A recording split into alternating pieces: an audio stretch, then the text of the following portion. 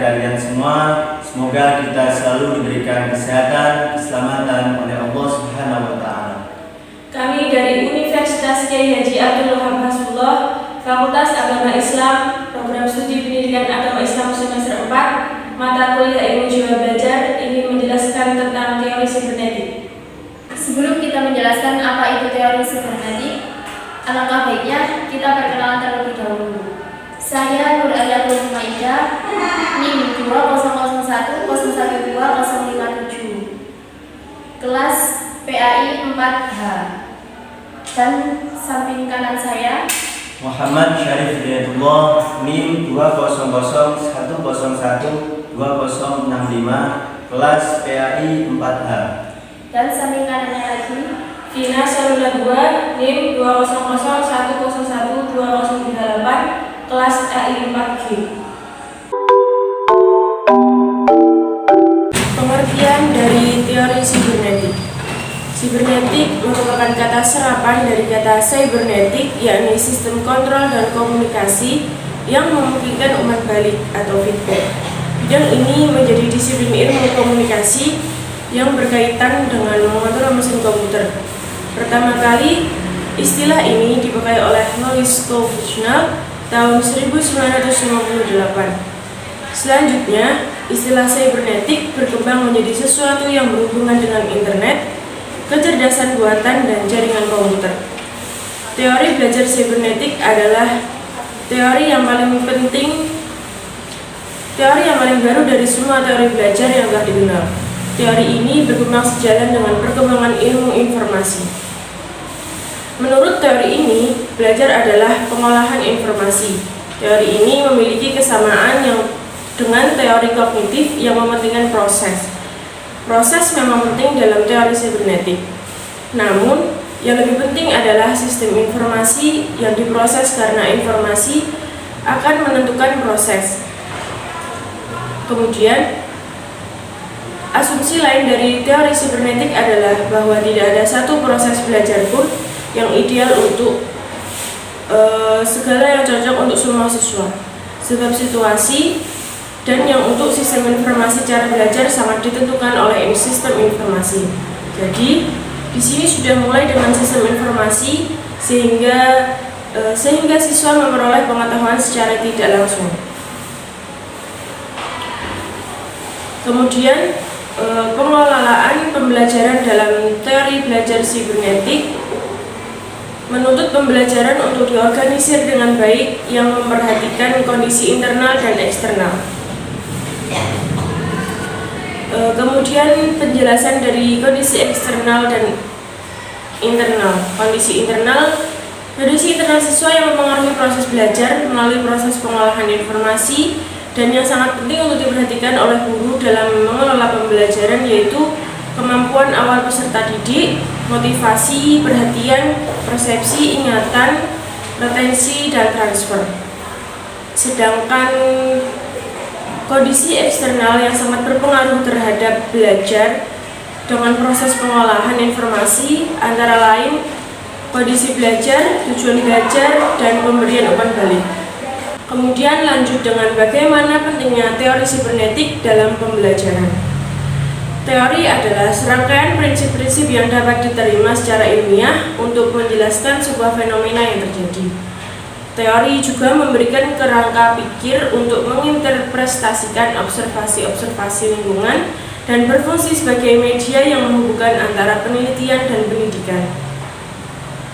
Teori juga merupakan seperangkat konsep-konsep dan prinsip-prinsip yang memberikan, menjelaskan, dan memprediksikan fenomena. Selanjutnya, teori dijelaskan ada dua macam, yaitu teori intuitif dan teori ilmiah. Teori intuitif adalah teori yang dibangun berdasarkan pengalaman praktis. Adapun teori ilmiah atau teori formal adalah teori yang dibangun berdasarkan hasil-hasil penelitian. Kemudian terdapat salah satu tokoh yang menjelaskan bahwa istilah teori yang dalam pembicaraan sehari-hari sering digunakan sebagai lawan kata praktek yang mempunyai arti jelas. Yang pertama yaitu suatu prinsip umum yang didukung data lengkap, dimasukkan sebagai penjelasan terhadap sekelompok gejala fenomena. Sebuah pernyataan tentang hubungan yang dianggap tetap berlaku terhadap sejumlah fakta yang komprehensif. Kemudian yang kedua yaitu suatu prinsip atau serangkaian prinsip yang menerangkan sejumlah hubungan antara berbagai fakta dan meramalkan hasil-hasil baru berdasarkan atas fakta-fakta ini. Kemudian ada pun yang harus dipahami dalam teori belajar berdasarkan penjelasan di awal tadi.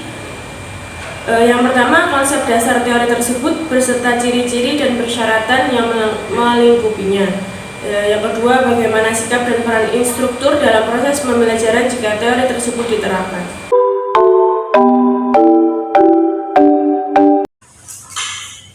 Baik, yang selanjutnya yakni teori belajar sibernetik menurut beberapa pakar. Yang pertama yakni Landa. Landa merupakan salah satu seorang psikologi yang beraliran sibernetik. Menurut Landa ada dua cara atau ada dua macam proses berpikir. Yang pertama yakni proses berpikir algoritmik, yaitu proses berpikir linear, konvergen, dan lurus menuju target tertentu. Contoh, menelpon, menjalankan mesin mobil, dan lain-lain. B. Proses berpikir heuristik, yaitu proses berpikir divergen menuju beberapa target sekaligus. Contoh, pemilihan atribut geometri. 2. Norbert Wiener adalah orang pertama yang menggunakan istilah sibernetika dalam bahasa Inggris, yaitu cybernetic. 3. Stafford Beer mendefinisikan sibernetika sebagai ilmu organisasi yang efektif. 4. Gordon Cox yang mendefinisikan sibernetika sebagai seni manipulasi berbagai macam metafora yang dapat dipertahankan.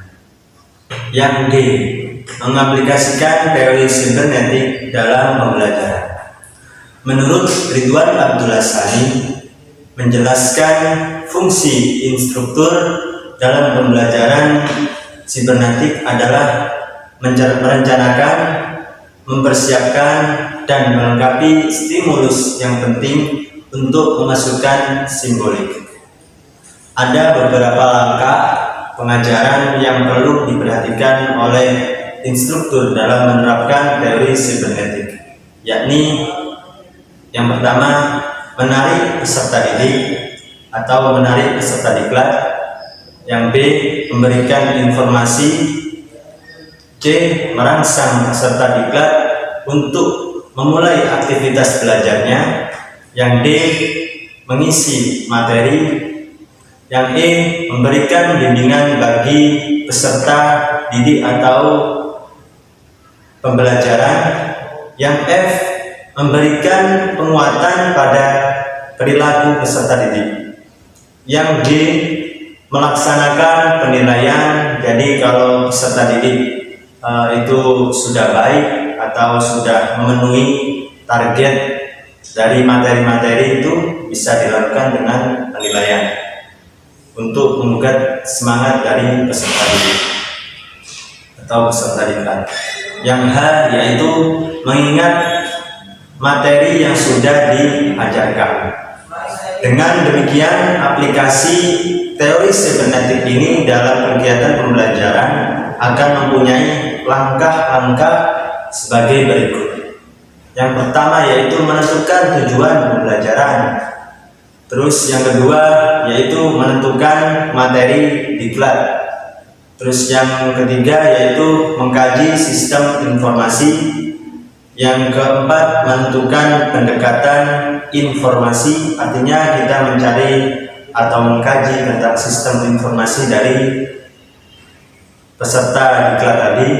Terus yang kelima yaitu menentukan atau merumuskan materi-materi yang berdasarkan dengan sistem informasi. Yang F, mengkaji materi yang membimbing siswa belajar dengan pola yang sesuai dengan urutan materi yang telah diberikan. Selanjutnya saya akan menerangkan tentang kelebihan dan kekurangan teori sibernetik. A. Kelebihan teori sibernetik. 1. Kesemua teori belajar dalam aliran-aliran menekankan aspek yang berbeda-beda. Ini sebenarnya memiliki kesamaan karena melihat bahwa belajar adalah suatu proses yang berlangsung pada diri seseorang yang melalui tahapan-tahapan tertentu. Yang kedua, isi proses belajar adalah sistem informasi yang diperoleh melalui pengalaman akan suatu kejadian tertentu yang disusun sebagai suatu konsep, teori, atau informasi umum. Yang ketiga, hasil proses teori belajar ini adalah adanya perubahan, baik yang dilihat sebagai perubahan tingkah laku maupun secara kemampuan pada ranah kognitif, afektif, dan psikomotorik. Hasil dari pembahasan ini menunjukkan adanya cara berpikir dalam teori sibernetik, yaitu algoritmik, heuristik, holis, dan serialis, sehingga instruktur dan siswa dalam pembelajaran bisa menerapkan cara berpikir yang digunakan. Selanjutnya, B. Kekurangan teori sibernetik. Teori belajar sibernetik ini dikritik karena tidak secara langsung membahas proses belajar sehingga menyulitkan dalam penerapan. Ulasan teori ini cenderung ke dunia psikologi dan informasi dengan mencoba melihat mekanisme ini kerja otak, karena pengetahuan dan pemahaman akan mekanisme ini sangat terbatas. Terbatas pula kemampuan untuk menerapkan teori ini. Alhamdulillah, itulah tadi pembahasan dari kami tentang teori sibernetik yang merupakan salah satu teori belajar yang baru yang mengutamakan sistem informasi. Sekian dari kami, semoga bermanfaat.